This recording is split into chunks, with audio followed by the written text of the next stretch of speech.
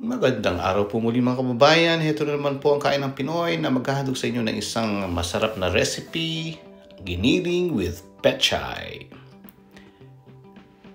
Simulan na po natin ang pagluluto.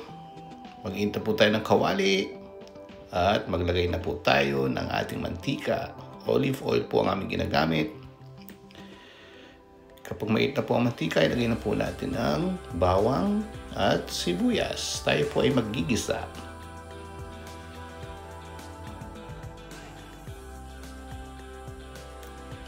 Yan po. At ilagay na po natin ang ating kamatis. 2 medium-sized tomatoes po ito. Yan. Gisa-gisa lamang po. Yan. Kung medyo napaghalo-halo na po natin ang kamatis, bawang at sibuyas, ilagay na po natin ang ating giniling. Ito po ay giniling na manok. At para po medyo healthy siya. Yan po. At ilagyan po lang natin ng patis. Yan. Nasa inyo po kung gaano karaming patis ilalagay nyo. Yun po yung mga 2 teaspoons of patis po yun, fish sauce. Yan. Halo-haloin lang po natin. At hayaan po natin na medyo magsabaw po, Yan. Dahil may, yan po. At pwede na po tayong maglagay ng paminta habang pinapasabawan po natin ng ating ginigisang giniling.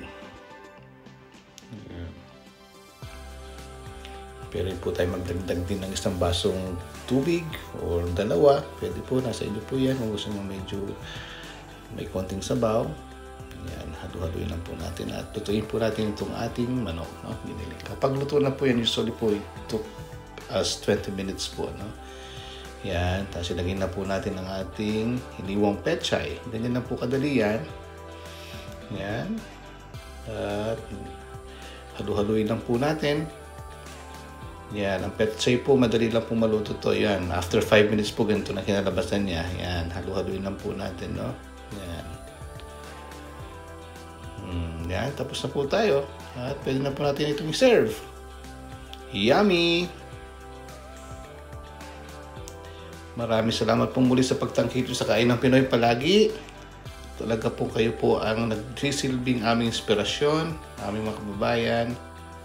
Maraming salamat po muli. Pwede na po yan. Tara na pong kumain!